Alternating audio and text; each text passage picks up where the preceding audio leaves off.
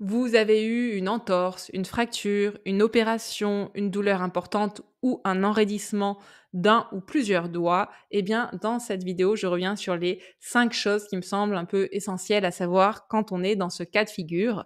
Et comme toujours, pour répondre à ces choses-là, eh bien, je m'appuie sur mon expérience de kiné et sur un article que j'ai fait pour mon site internet kinédarbois.fr. Vous trouverez le lien de l'article ci-dessous où je suis allée regarder un petit peu ce qui se dit dans la littérature scientifique internationale pour aller au-delà de ma seule expérience clinique et vous donner le maximum d'informations qui me semblent utiles pour aussi vous rassurer sur la récupération possible après ce type de blessure, d'accident ou d'opération.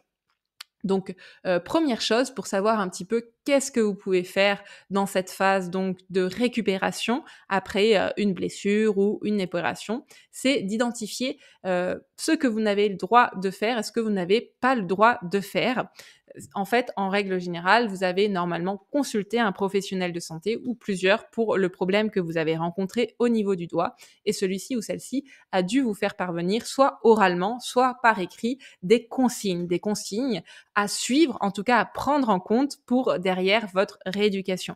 Donc en général, il y a plusieurs types d'approches possibles quand on a eu un problème au niveau du doigt. Une approche plus conservatrice où on va vous recommander la mise au repos, l'immobilisation totale ou partielle, parfois par plâtre, une attelle, une syndactylie, etc., sur une durée plus ou moins longue. Ça, normalement, c'est codifié et ça a été transmis à vous-même ou à votre médecin ou à votre kiné et vous devez en retrouver une trace écrite. Soit il y a des approches plus libérales, on va dire, où on ne vous donne pas de consignes particulières à respecter et on vous dit que ce qui doit guider votre récupération, eh bien, c'est seulement la douleur, le ressenti.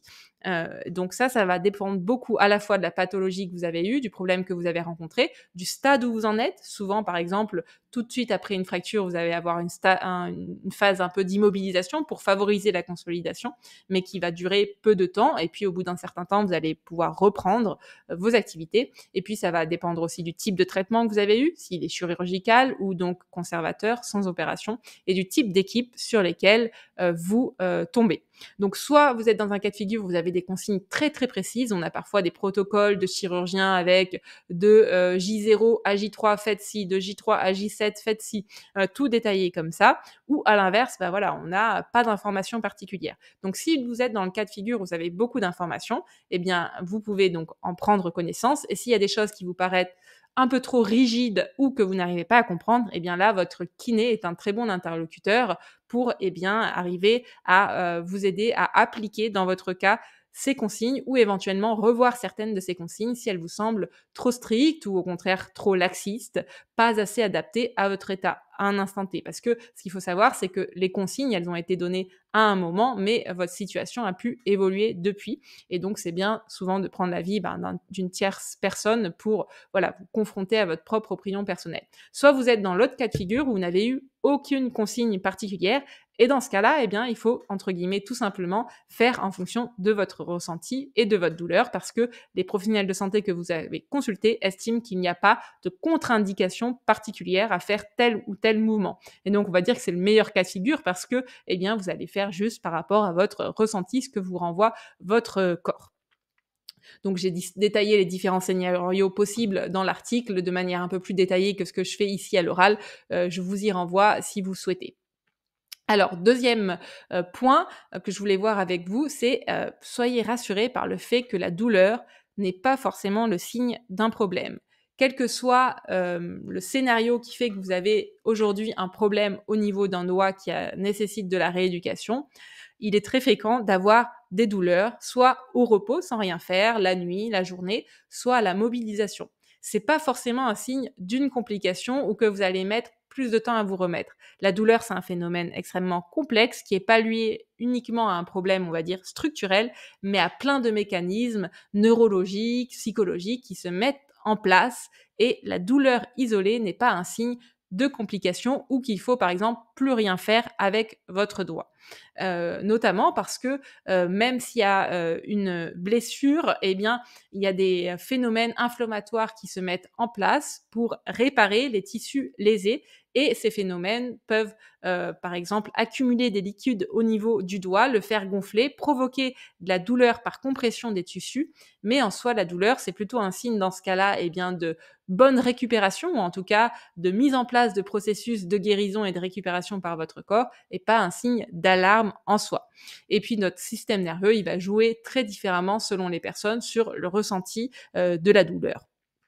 Donc, la clé, en fait, dans un processus de rééducation du doigt, comme d'une autre partie du corps, c'est vraiment d'arriver à composer avec cette douleur, avec la recherche d'un bon équilibre entre avoir peut-être un petit peu mal, avoir un petit peu des sensations douloureuses, et pour ne pas tomber dans une immobilisation stricte si c'est pas ce qui est adapté dans votre cas. Et donc ça, justement, les professionnels de santé, si vous n'arrivez pas à vous-même à mettre en place des choses, peuvent vous aider à trouver les bons exercices, les bons mouvements, les bonnes postures pour petit à petit réintroduire de la mobilité, quelle que soit la douleur que vous ressentiez.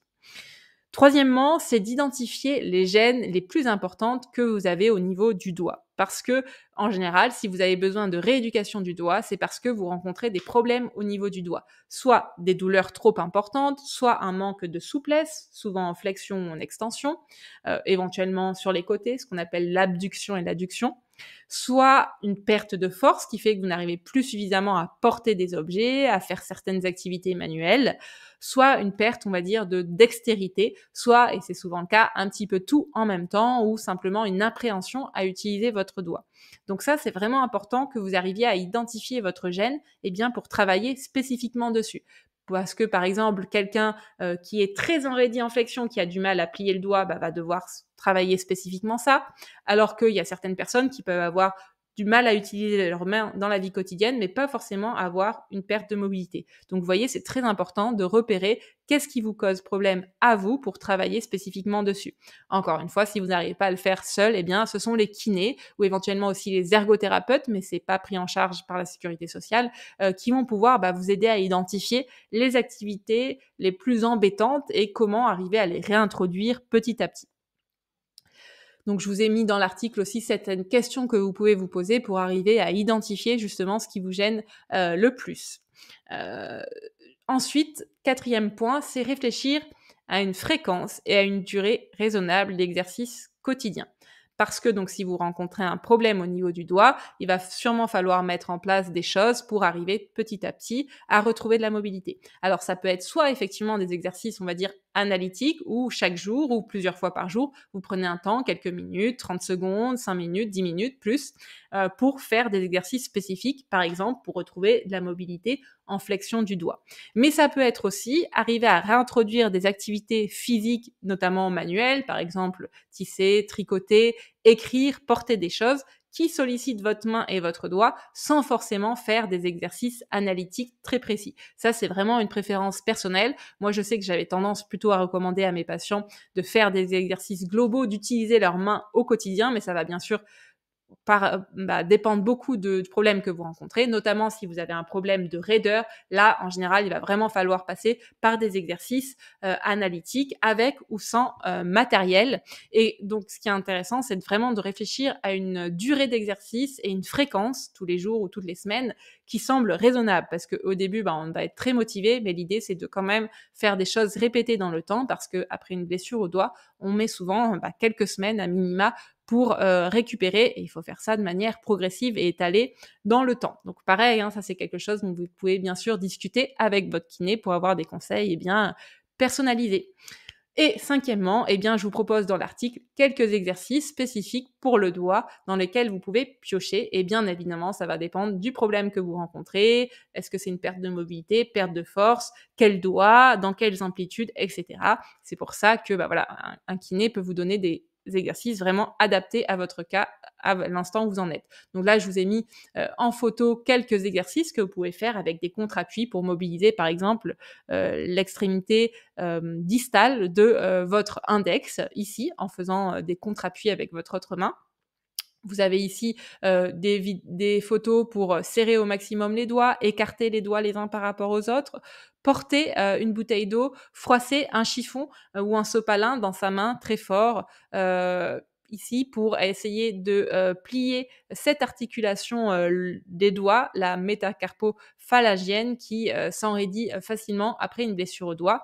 Et bien évidemment, ces exercices sont à faire si vous n'avez pas de contre-indication à la mobilité, voire le premier point que j'ai abordé dans cette vidéo. Là, je vous montre plutôt des exercices de renforcement musculaire, notamment en faisant une prise ici pour aller contre l'extension du pouce, pour vous forcer contre vos doigts à étendre le pouce.